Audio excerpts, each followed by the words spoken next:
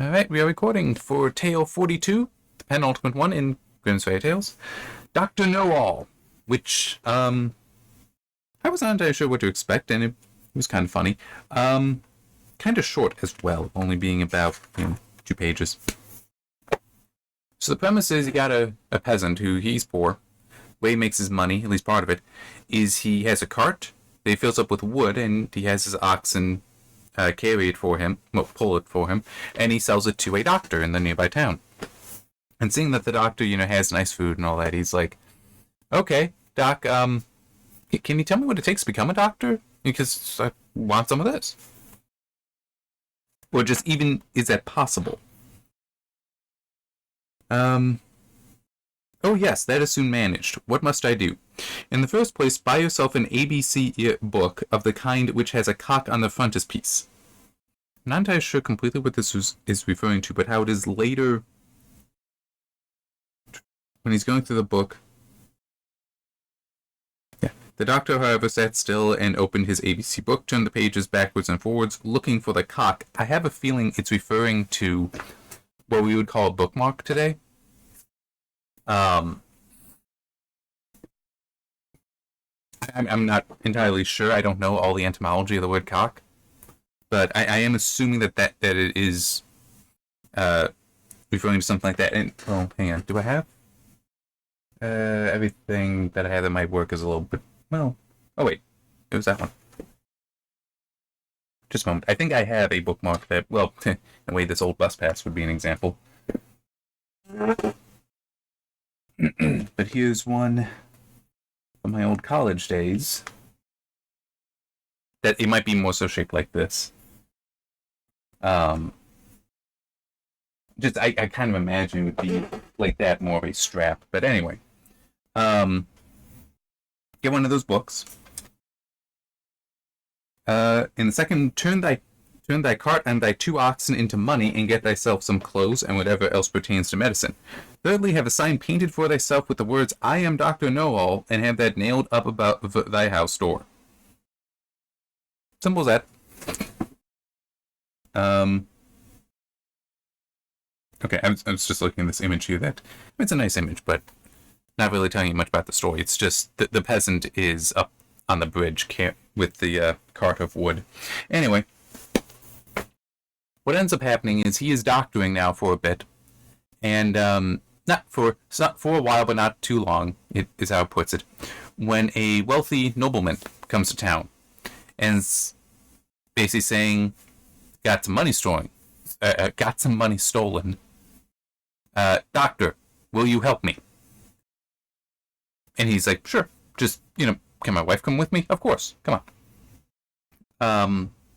So, to clear on something here, well, yes, the doctor would, it's like things that pertain to medicine, though might be medicine in a much more traditional sense than, like medical science, but also things like, just how to, I'm trying to think about it, put it, because I'm just thinking we call them medicine men in American Indian culture, but that wasn't like, they were the ones that treated things. No, they were also the ones that knew, like, how the spirits worked. So these would also be the wise men to a degree, that they understood things and in some ways also kept superstitions.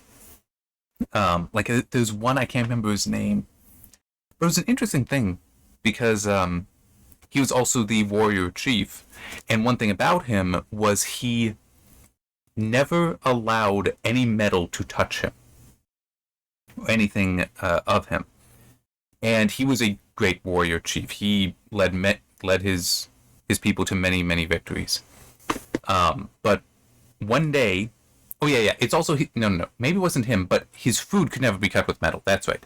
Accidentally, a servant had cut some meat for him using a metal knife, and he had eaten it. And it's like, when he realized, it's like, oh no, I need to purify myself because his medicine had been broken, because it was good medicine for him to not do that, not have any food cut by a metal instrument.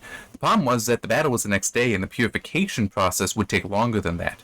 So he had no choice but to go in to go into battle without that purification. And it is, in fact, a battle where he died and they lost. But there was also the concept of if the medicine man died, that would break morale because, like, oh no, if he's defeated, there's no way we can win, so they'd all leave. So I wonder if this concept of medicine that this doctor is practicing is somewhat similar to that, where it's not just medical science as we understand it, but is also just the knowledge, the wisdom of such a position. I guess it would be, you could also say he was just a learned man as opposed to just being a doctor. Anyway, so he and his wife are brought to the man's home, and they're brought to the table because, like, yeah, I'll feed you first, then we'll get to the money. And the servant comes in, and he just turns to his wife and goes, "That's the first one." And, like, explaining to her that there's going to be multiple. Something like that. Or just pointing out there's the first servant. The thing is that the servants are the one who stole the money. So hearing this, the servant's like, he knows. He knows I'm the first thief. Oh no, he goes, tells the others. And then the second one comes in, it's like, there's the second, there's the third, there's the fourth. And it's like, oh crap, he knows. So they eventually get his attention, bring him outside, and like, yeah, we did it. We'll show you where the money is. Will you promise? Like, you can turn it into him. Can you do that, but not name us? Because he'll hang us, and we will give you a reward for not naming us. He was like, all right. Just taking where the money was. It's like, okay, heads back. And then it's like, okay, tell us about the money. Well, the nobleman is like, all right, Dr. Knowall, tell me about the money. And he opens up his book, like he had written it in there where it is, and he's flipping back and forth, trying to find the cock, which is why I say I'm pretty sure is referring to a bookmark. Because if it were just like there's an image of a rooster on the cover frontispiece, I would kind of assume that, and I can be very wrong there. Maybe I should just look it up.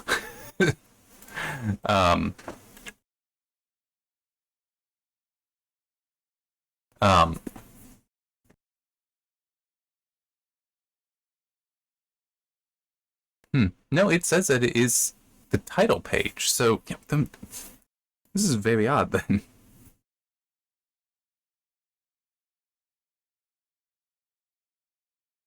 Which has a cock on the frontispiece. So it would be then like saying get this brand of book.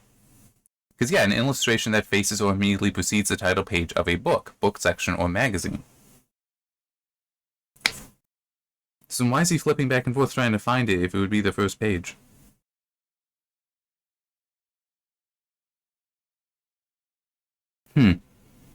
Okay, then I got no idea on that. I really don't. Or maybe it is just things have changed in meaning for a while.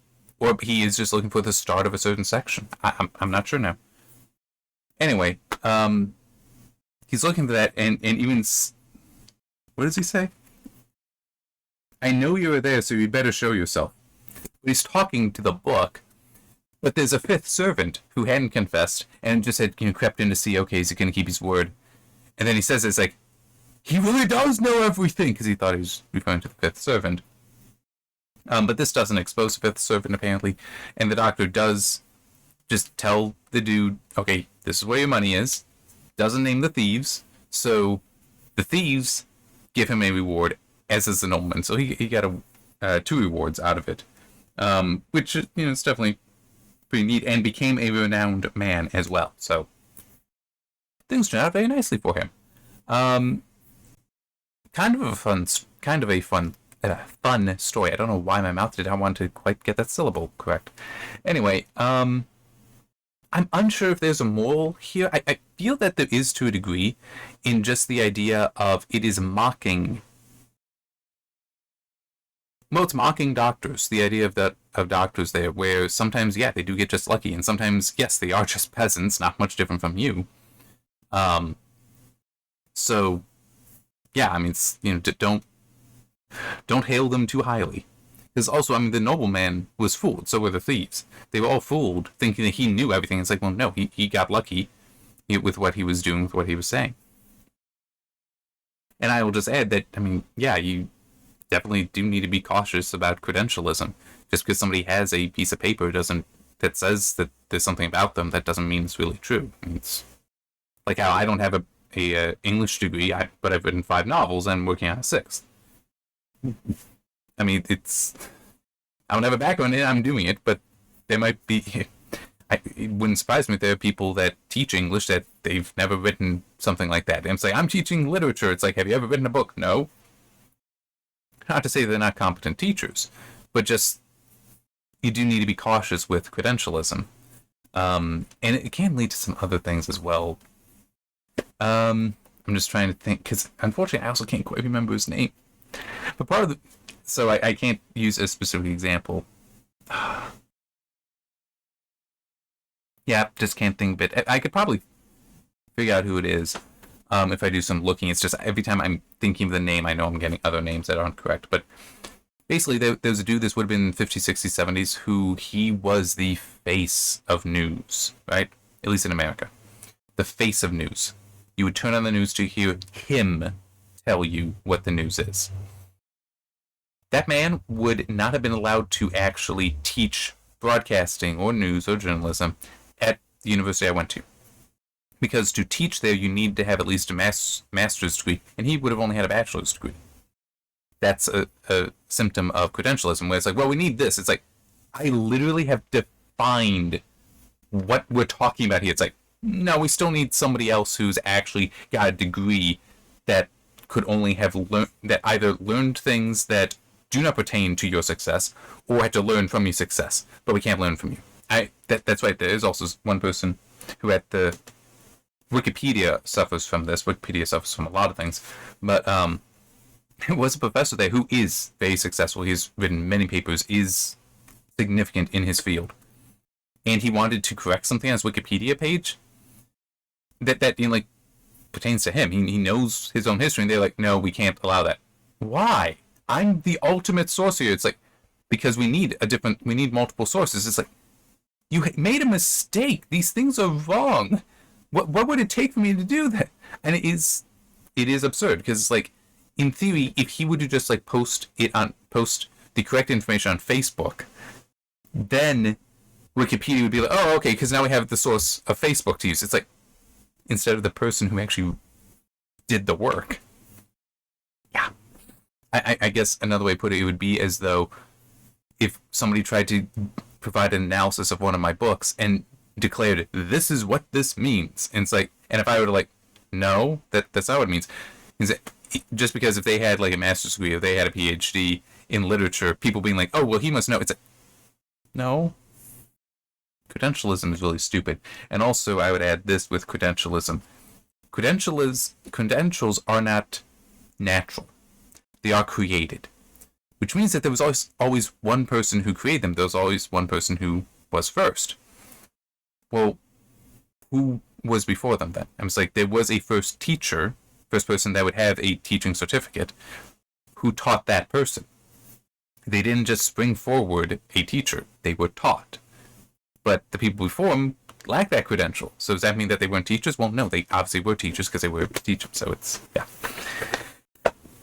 I hate credentialism. I really do. Because I've seen things, suffered from some of them probably as well, where it's like, oh, well, how can you know? You don't have the credentials for it. It's like, no, I have the experience. So, and this guy just, Dr. Knowall here got lucky. Yeah. In some ways, though, that's fine to do in a story, and is like, crap, I even mentioned in one of the previous stories. Which one was it? I don't remember. One of the previous videos. But what isn't the movie Going My Way? Yeah, Going My Way with Peter Sellers. And it's like that's people confused his ignorance and naivete, but he would just repeat things and think that, oh, there's some great meaning here, because they were just assuming there was something there when that doesn't have to be. Everyone can be wrong even when they appear most right, and everyone can be right when they appear most wrong. So what's the point of credentials? I mean, don't get me wrong. It is important to learn the stuff, to gain that experience, but just because somebody has a piece of paper that claims they have that experience, that is not evidence of the experience necessarily. That's most of the issue with credentialism, is this piece of paper says it, but is that proof of it? Is that evidence of it? Not necessarily.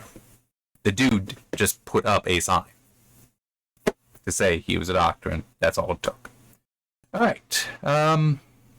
So the last one is the Goose Girl, which I just want to quickly see how long this is. Shouldn't be that long. One, two, three, about 4 pages. Not too bad. All right. A lot of these are pretty short. But, yeah. See you next time.